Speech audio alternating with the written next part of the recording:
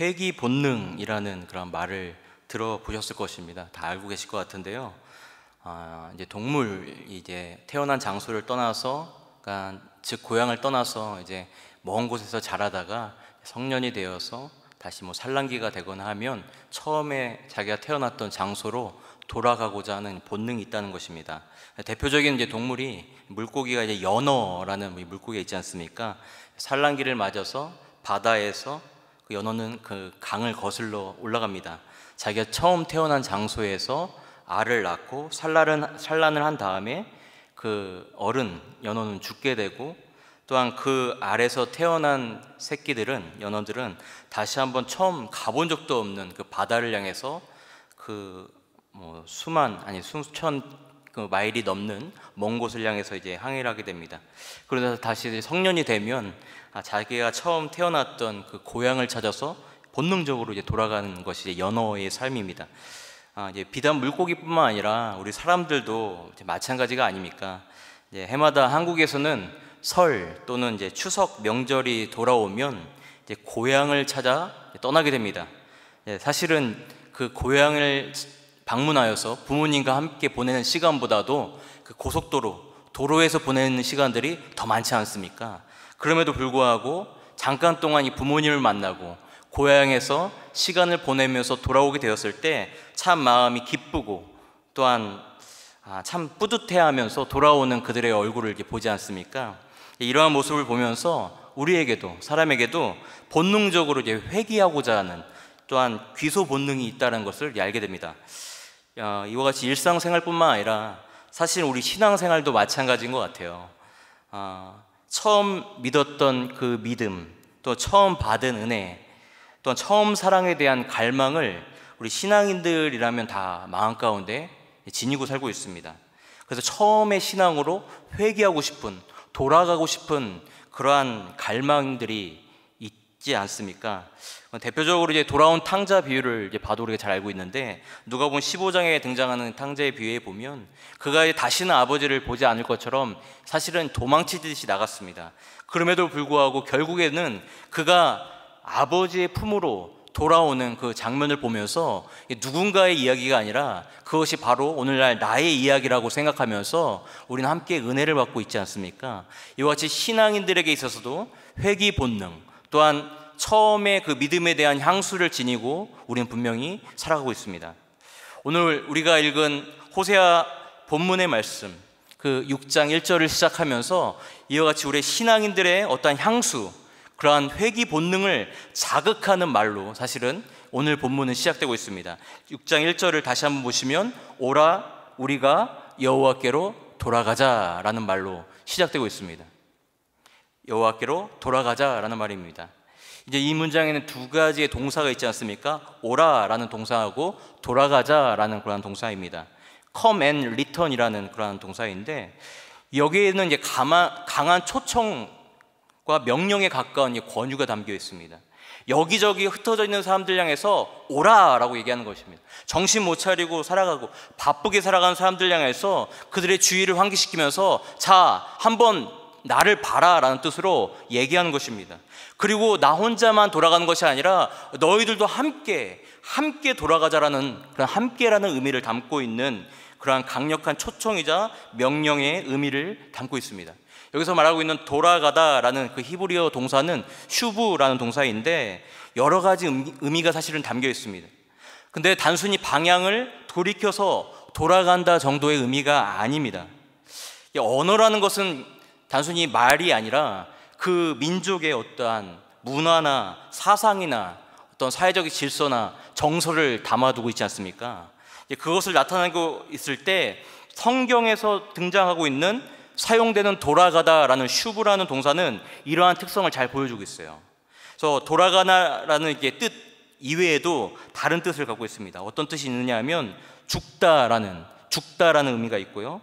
또한 다른 뜻이 하나 더 있는데 그것은 다시 살아나다라는 뜻을 갖고 있어요. 하나 슈브라는 동사 안에 죽다라는 뜻도 있고 살다라는 뜻이 있습니다. 하나의 단어, 똑같은 단어에 정반대되는 의미가 담겨 있다는 거예요. 죽다라는 의미도 있고요, 살다라는 의미가 있습니다. 전혀 상반되는 두 가지 뜻이 존재하고 있는 것입니다. 참 신기하지 않습니까?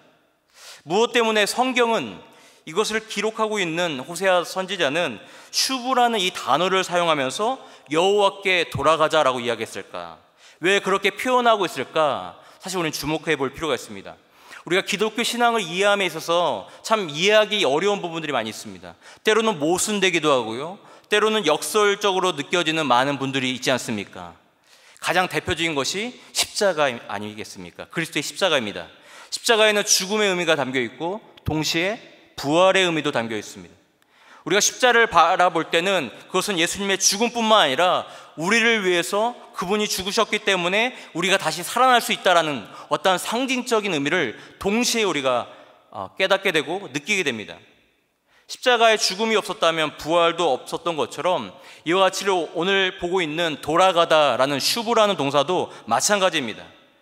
따라서 하나님께 돌아간다는 것은 곧 내가 죽는 것입니다. 내 자아를 죽이는 것입니다. 근데 내가 죽게 되었을 때 비로소 나는 다시 살아나는 것입니다. 이것이 기독교의 진리입니다. 이 진리를 깨달았던 사람이 바로 바울 사도였어요. 내가 그리스도와 함께 십자가에 못 박혔나니 그런즉 이제는 내가 사는 것이 아니요 오직 내 안에 그리스도께서 사시는 것이라. 이제 내가 육체 가운데 사는 것은 나를 사랑하사 나를 위하여 자기 자신을 버리신 하나님의 아들을 믿는 믿음 안에서 사는 것이다 라고 고백합니다. 사도 바울에게는 이와 같은 깨달음이 있었습니다. 내가 죽는 것이, 그리스도를 닮는 것이, 아버지께로 더 가까이 다가가는 것이, 돌아가는 것이 내 자신을 십자가에 매달아 죽이는 것이다. 그리고 더 이상 내가 사는 것이 아니라 내 안에 계신 그리스도께서 사시는 것이다 라고 그는 고백할 수 있었습니다. 나는 날마다 죽노라 라고 바울 사도는 그와 같이 매일같이 고백할 수 있었던 것이에요. 이것이 바로 돌아가다, 오늘 본문이 말하고 있는 돌아가다라는 의미입니다. 지금까지 우리가 이제 오라 우리가 여호와께로 돌아가자라는 그 본문의 구절의 의미를 살펴보았습니다. 이러한 배경의 지식을 가지고 이제 다시 한번 우리가 6장 1절부터 시작되는 이 내용을 좀 더 구체적으로 살펴보기를 원합니다. 오라 우리가 여호와께로 돌아가자, 계속되는 구절 가운데 여호와께서 우리를 찢으셨으나 도로 낫게 하실 것이요 우리를 치셨으나 싸매어 주실 것임이라. 바꿔 말하면 우리가 죽었으나 다시 살아나리라 라는 것과 같은 고백을 담고 있습니다. 계속되는 2절의 말씀에 나오고 있어요. 여호와께서 이틀 후에 우리를 살리시며 셋째 날에 우리를 일으키시리니 우리가 그의 앞에서 죽으리라 입니까? 아닙니다. 살리라 라고 나오고 있습니다. 우리가 주님 안에서 죽는다는 것은, 우리가 하나님 앞에서 우리 자신을 죽이는 것은 내가 죽은 것으로 끝나는 것이 아니라 나의 영혼이 다시 한번 소생케 되며 다시 한번 살아난다는 것을 오늘 본문은 우리에게 말씀해 주고 있습니다. 다시 말씀드리도록 하겠습니다. 여호와께로 돌아간다는 것, 그것은 내가 곧 죽는 것입니다. 그러나 그 죽음으로 끝나는 것이 아니라 오히려 다시 살아 숨쉬게 되는 것을 믿으시길 바랍니다. 사랑하는 성도 여러분, 여호와 하나님께로 돌아가기를 원하십니까? 제가 처음 말씀드렸던 것처럼 다시 한번 그 신앙의 처음의 모습으로 돌아가기를 갈망하고 있습니까? 그래야 한다면 바울이 그랬던 것처럼 십자가의 신앙으로 우리는 돌아가야 됩니다.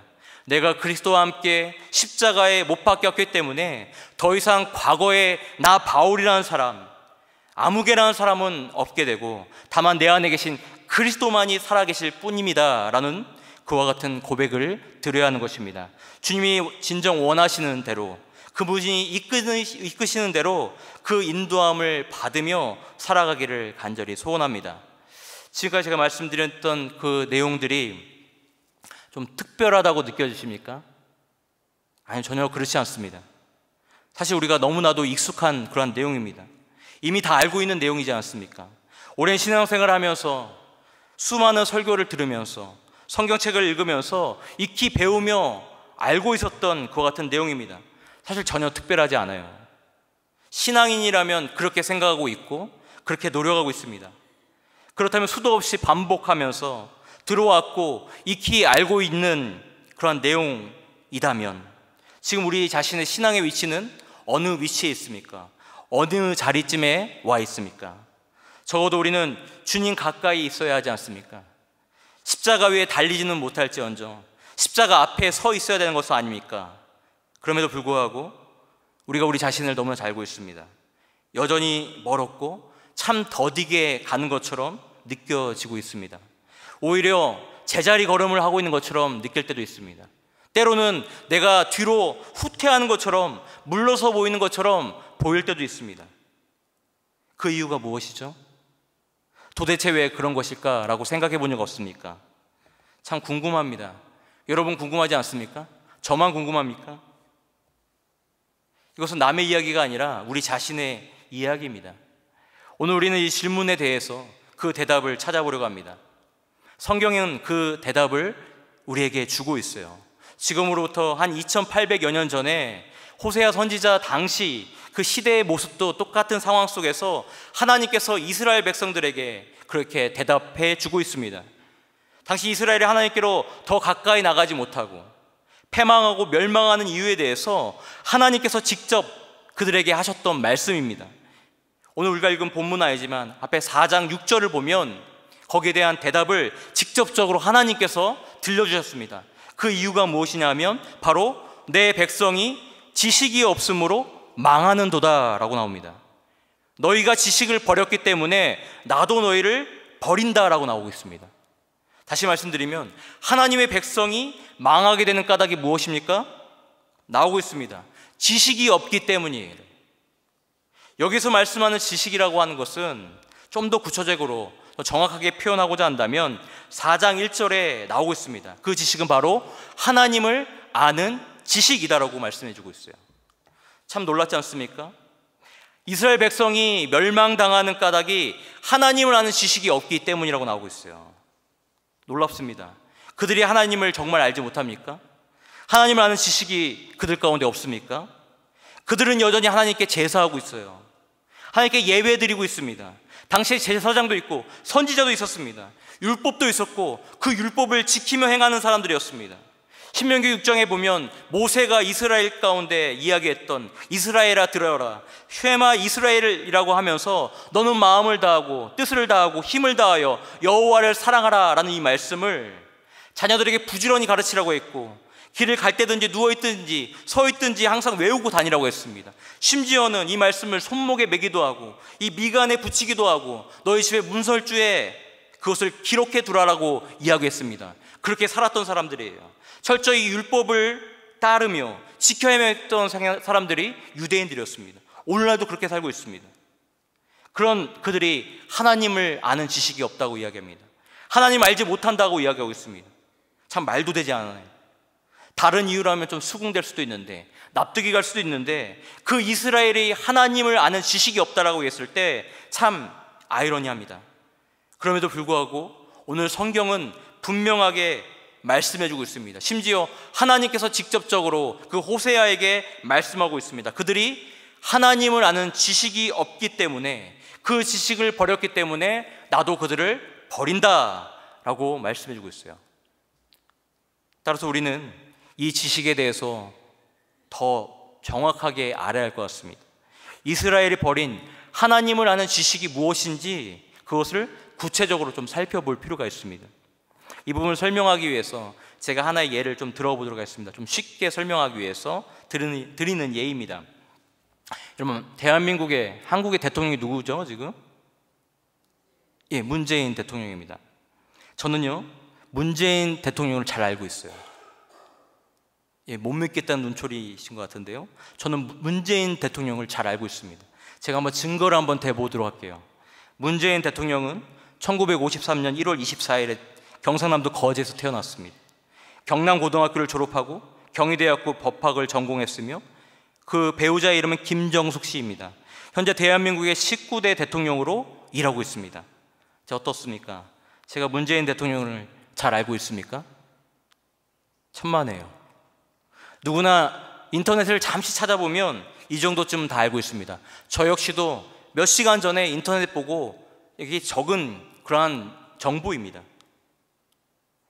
과연 이 몇 가지 정보를 가지고 그 대통령 문재인에 대해서 잘한다고 말할 수 있겠습니까? 전혀 그렇지 않습니다.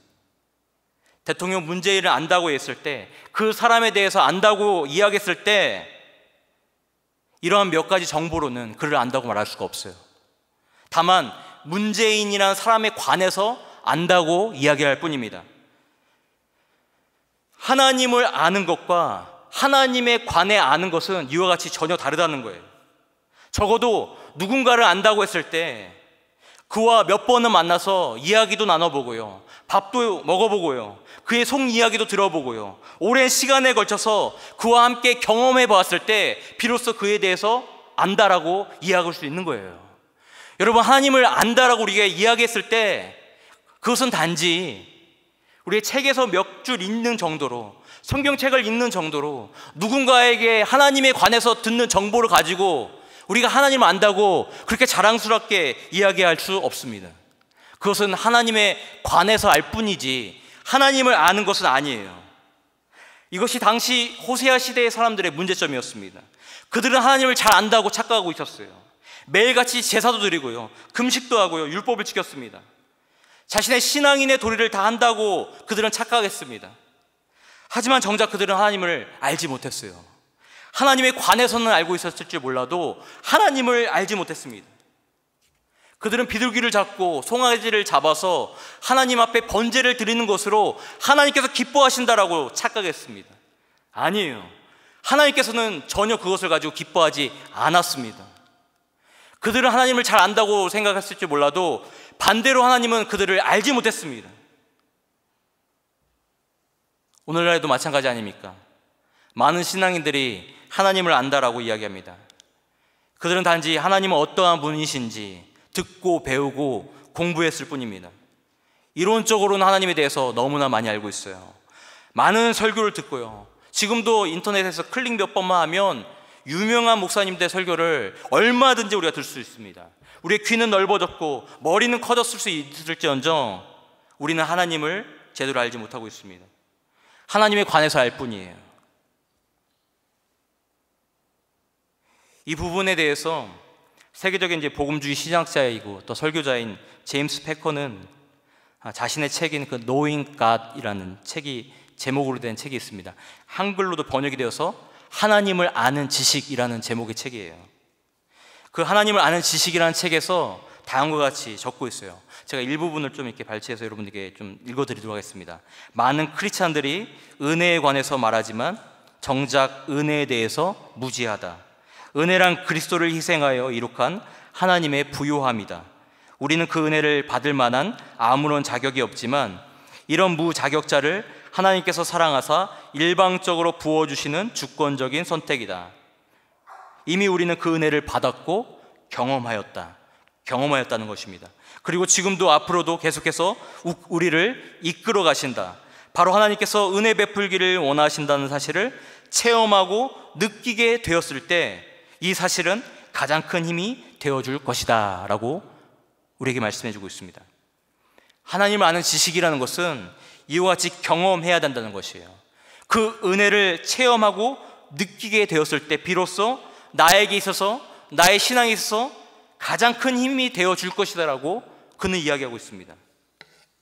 하나님을 아는 지식이라는 것은 하나님을 경험함으로써 얻어지는 지식입니다.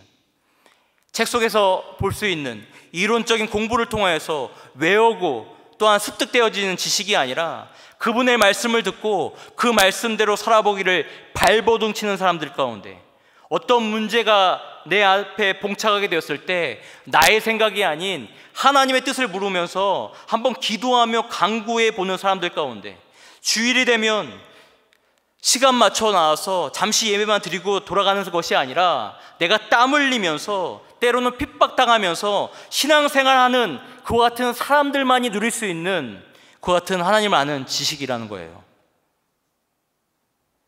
여러분, 하나님을 잘 알고 있습니까? 나는 하나님을 잘 알고 있습니까?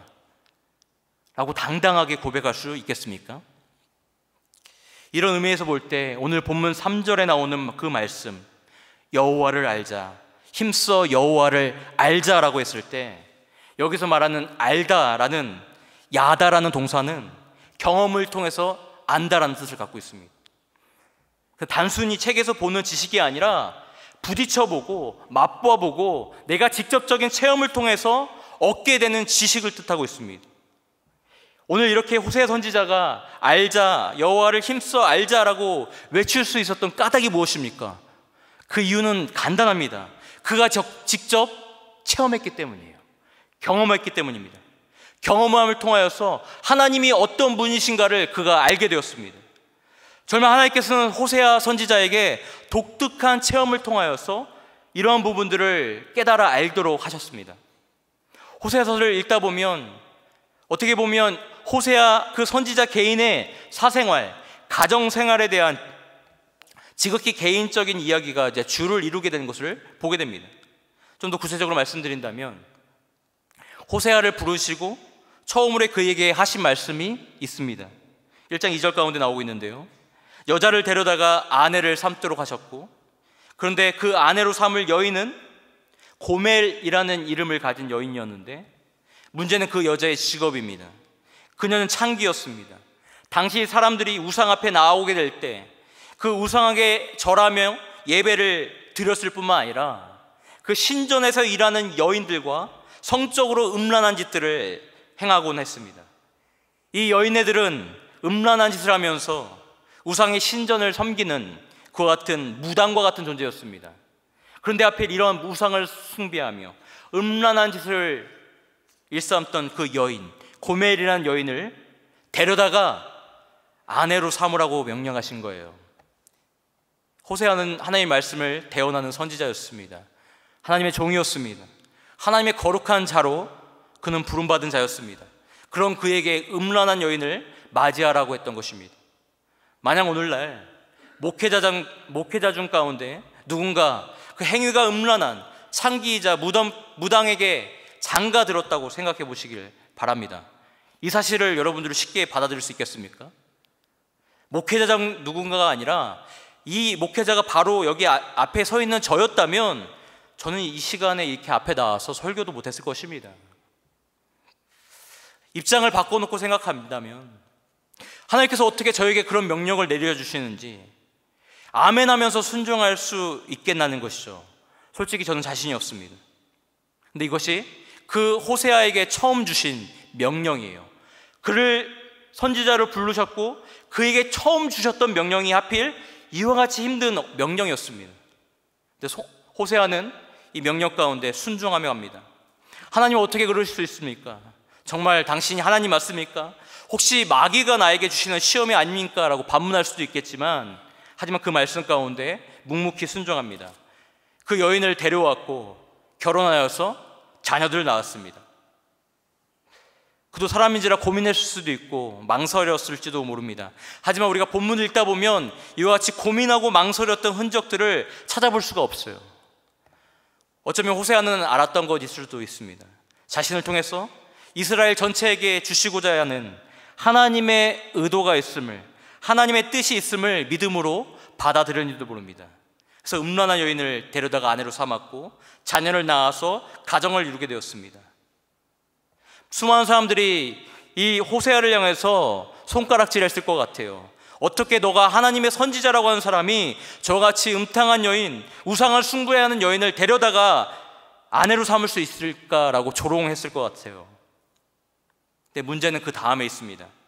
과거에는 비록 창기로 살았을 수도 있고 정말 방탕하게 살았을 수도 있지만은 이제 새롭게 결혼을 하게 되었고 가정을 이루게 되었다면 깨끗한 인생을 새롭게 출발하면 되지 않습니까? 그런데 고멜이라는 여인은 얼마 되지 않아서 가정을 버리고 처음에 그 자리로 돌아가게 됩니다. 창기의 자리로, 우상을 숭배하는 그 자리로 다시 돌아가게 됩니다. 그럼에도 불구하고 하나님께서는 호세아에게 이제 말씀하시는 거예요. 그 곳에 가서 다시 고멜을 데려와라, 용서해주고 다시 아내로 삼으라 라고 이야기해 주십니다. 이 같은 호세아의 상황은 그 호세아 혼자만의 개인적인 문제가 아닙니다. 그것은 정확히 당시 이스라엘의 모습이었고 더 나아가서는 오늘날 우리에게도 똑같이 적용되는 내용입니다. 성경을 보면 하나님과 이스라엘, 하나님과 우리 사이의 관계를 그 비유를 통하여서 이야기하는 많은 표현들이 있는데 때로는 왕과 신하의 관계로 설명할 때도 있고 부모와 자녀의 관계로 설명할 때도 있지만은 남편과 아내, 신랑과 신부의 관계로 표현할 때가 있습니다. 당시 이스라엘과 하나님의 관계도 마찬가지였습니다. 하나님은 이스라엘의 남편이었고 이스라엘은 하나님의 거룩한 신부이자 아내였습니다. 그럼에도 불구하고 한 남편만을 사랑하며 바라봐야 되는 신부였던 이스라엘이었지만 그들은 그 남편을 두고 우상 앞에 절하며 그 우상을 사랑했습니다.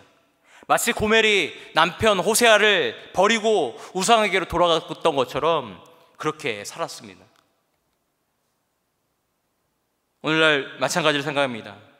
때로는 힘들고 어려울 때 우리가 하나님께 찾아가서 도와달라고, 은혜 베풀어 달라고, 나를 구해달라고 그렇게 우리가 찾아갈 때가 있지 않습니까? 모든 문제가 해결되고 평탄해지고 편안하게 되었을 때 언제 그랬는 식으로 하나님을 떠나 자기의 길을 걸어가는 그런 사람들이 있습니다. 마치 고멜과 같이 과거의 죄악된 모습으로 다시 한번 돌아가는 그러한 사람들도 있습니다. 그럼에도 불구하고 여전히 하나님께서는 호세아를 통하여서 고멜을 용서하고 다시 데려왔던 것처럼 끝까지 그들이 돌아오게 되었을 때, 우리가 돌아오게 되었을 때 용서하시고 다시 용서해 주십니다. 호세아 선지자는 이러한 경험을 통해서 하나님의 마음을 깨닫게 되었습니다. 단순히 하나님께서는 그냥 말씀만을 통하여 호세아에게 알려주었던 것이 아니라 직접 그의 삶 가운데 경험을 통하여서, 체험을 통하여서 아버지 하나님의 마음을 알게 하셨습니다. 우리가 무엇이 잘못되었는지, 하나님 앞에서 우리가 어떠한 죄악을 저지르고 있는지 호세아는 경험을 통해 제대로 알게 되었어요. 그가 직접 경험했기 때문입니다. 그래서 다음과 같이 그는 부르짖게 되었습니다. 부르짖을 수밖에 없게 된 것입니다. 본문 4절에 나오는 3절에 나오는 사실 결론에 해당되는 말씀입니다. 우리가 6장 3절을 다시 한번 보도록 하겠습니다. 6장 3절입니다. 찾으셨으면 큰 목소리로 한번 읽도록 해보겠습니다. 제가 시작하면 읽도록 하겠습니다. 3절입니다. 시작. 그러므로 우리가 여호와를 알자. 힘써 여호와를 알자. 그의 나타나심은 새벽빛까지 어김없나니 비와 같이 땅을 적시는 늦은 비와 같이 하시리라 하니라. 아멘. 그러므로 결론에 해당될 말씀 아닙니까? 우리가 여호와를 알자. 힘써 여호와를 알자라는 말씀입니다. 우리가 하나님께 돌아간다는 것은 다시 말하면 하나님을 아는 것입니다. 하나님을 아는 지식을 우리가 갖게 되는 것입니다. 하나님을 직접 체험을 통하여서 그분과 동행하며 하나님과 함께함을 통하여서 우리가 깨달아 알게 되는 것입니다. 그것이 바로 하나님께로 돌아가는 것입니다. 우리가 드리는 예배, 당시 그들이 드렸던 제사, 그 모든 신앙생활이 빈 껍데기와 같은 형식에 지나지 않는다면 그것은 하나님을 아는 것이 아닙니다. 하나님께서 그런 우리의 예배, 그 제사를 기뻐하며 받으시지 않으셨습니다. 오늘 6절에도 나옵니다. 나는 인애를 원하고 제사를 원하지 아니하며 번제보다 하나님을 아는 것을 원하노라라고 이야기해주고 있어요. 심지어 하나님 앞에 드리는 번제, 제사보다도 하나님을 아는 것이 더 귀하고 소중하다, 이것이 하나님의 뜻이다라고 말씀해 주고 있는 것입니다. 그래서 호세아는 이제는 담대하게 그 하나님의 뜻을 알게 된 이후에는 부르짖을 수밖에 없는 것입니다. 그러므로 우리가 여호와를 알아야 된다, 힘써 여호와를 알아야 한다라고 그렇게 말하고 있는 것입니다. 사랑하는 성도 여러분, 하나님을 알고 계십니까?